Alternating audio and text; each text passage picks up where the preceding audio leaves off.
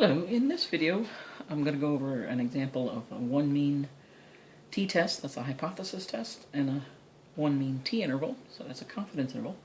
And here I have my own terminology given the info box. Essentially what I mean by that is that you're given the sample information, the sample size, the sample standard deviation, and the sample mean already there.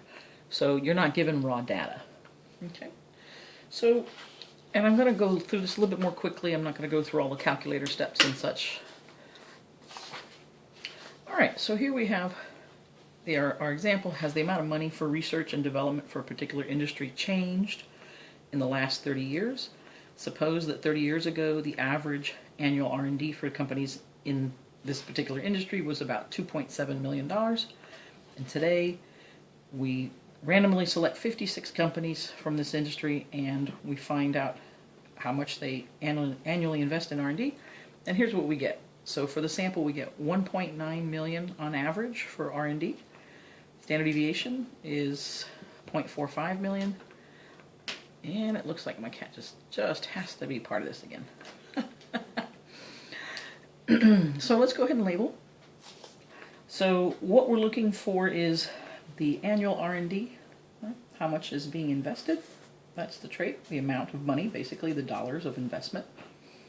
And let's see, the population are all the companies in this particular industry. That's the population. And what we have is this was mu from 30 years ago. 56 is the sample size. And we are given here, this is y bar, this is s, and this is n. That's our info box. And we're asked, has it changed? So this word changed is what's going to be used for our alternative. So we know that that's a not equal to. It's not, we don't use greater than or less than, it's just not equal to. Is it different? So it could be different because it went up or because it went down. All right. So then essentially what we're going to be doing, this is our info box right here. Okay. And we're going to do a hypothesis test to determine if the average annual investment for the companies today, has it changed? And we're going to use a significance level of 3%. That's our alpha.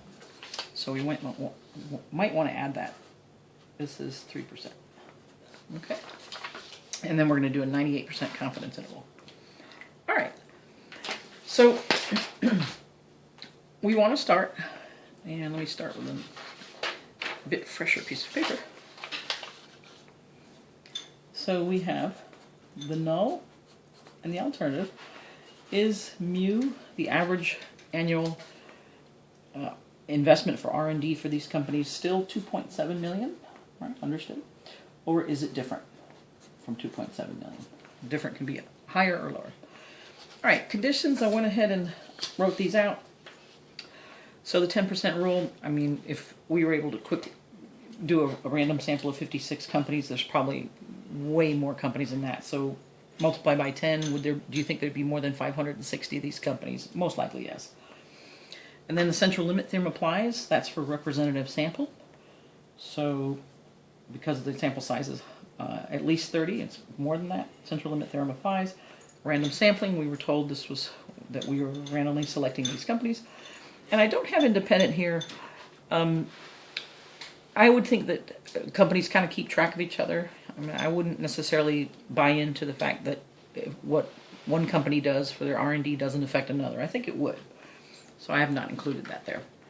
All right, so once you've got your conditions, then you would want to look at your sampling distribution. And so here you would have 2.7. And then what we want to do here is using our info box, we want to go ahead and find our standard error, which is s over square root of n, and we have all these elements. We have s is 0.45, n is 56, we'll take the square root of that, and when you do this you get 0.06. Oh, I think I ran off the page there. So standard error is 0.06. There we go. All right, so here I'm going to add 0.06 3 times and subtract 0.06 3 times. So what we'll get is 2.76, 2.82, 2.88, and then here, 2.64, 2.58, and 2.52. Now we're going to test this and see, is today the average annual investment in R&D still 2.7? And so we take our sample, and when we took our sample, what we got is 1.9 million. So 1.9 million, though, would be way out here. In fact, let me put this over here. Technically, here's our sampling distribution, and our sample is way, way, way out here. So it's like this, shaded to the left, because when you have a not equal to, if your sample falls to the left, shade to the left. When I say falls to the left of the mean. So if your sample falls to the left of the mean, shade to the left. If your sample falls to the right of the mean, shade to the right. So technically, this is just a theoretical shade, and it's not even in the accurate location. So at this point, what I want to do is find the t-score. What are the chances of getting that sample? And really, we know there are no chances of getting that sample, but we'll go through the calculations. So we'll have how far is a sample average of 1.9 from the population average of 2.7 over the standard error. And here we'll get that t is negative 13.3333 standard errors away, which we knew it's like really far away. And here we're going to do TCDF from negative infinity, right? From negative infinity all the way to that t-score. So from negative 100 standard errors to negative 13.3333. And then don't forget your degrees of freedom. Sample size was 56. And here we're going to put 55. Now, by the way, just in case there's a bit of confusion, like, why am I not using the t-table? The t-table is used for confidence intervals. When you're using the degrees of freedom and you've got TCDF, this is in your calculator. Your calculator knows then, as soon as you tell it which degrees of freedom, it knows which distribution you're using, and therefore how to find the area under that curve between the two boundary values given. So that's why we don't use the t-table. We let the calculator do this part. So once you put that in, what you'll get is essentially 0. Now technically, because this is a not equal to, right? Because this is a not equal to, technically I have to multiply by 2, even though it's 2 times 0 is still 0. And there's my p-value. Alright, so now what I would say is compare my p-value to the significance level. And remember, my significance level is 3%. And 0 is still less than 3%. So how well did this model predict the sample that I got? It didn't predict it at all very well. So I would reject the null. And so there's strong evidence for the alternative.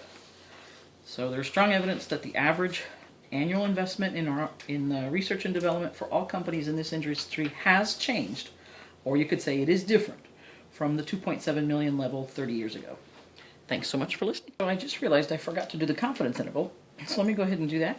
We're doing a 98% confidence interval for this problem.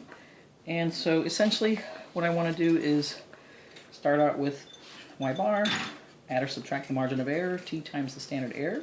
Okay. Now we have, again, almost everything. So we know that y bar is 1.9 million, so just plug that in. And then t, we're going to have to look up. And then standard error we know is 0.06. All right.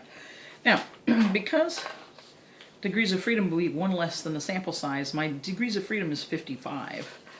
So when I look at my table, though, what I see is it's going to be somewhere, I have to look up between 50 and 60. And it sort of depends. If you're in my class, I usually am a little bit more conservative, and I say just go for the smaller degrees of freedom, regardless of how close it is to the upper boundary. So even if I had like, say, 59 degrees of freedom, I wouldn't use 60, I would use 50. So if you're in my class, let's say here, if you're in my class, then what you would use is 50, and it was a 98% confidence, so you'd be using 2.403. And if you're using the book, the author tends to go with what's closer. So since the degrees of freedom would be 50, what was that, 5 I think it was? Yes. You're kind of dead set in the middle, so you could really use either 50 or 60. So if you chose to use 2.390, and actually 5 would probably be rounded up, right? Just like you would use anything from 0 to 4 would be down to 50, and 5 to 9 would be up to 60. So that's where the book would probably land at 2.390. But the good news is it doesn't matter which one of these two you use. You're going to get the same answer if you're only going out a couple of decimal places. So again, it depends on precision. But whether you use 2.403 or 2.390, you're still going to get 1.76 to 2.04. And you would say with a 98% confidence, the average annual investment in R&D for companies in this industry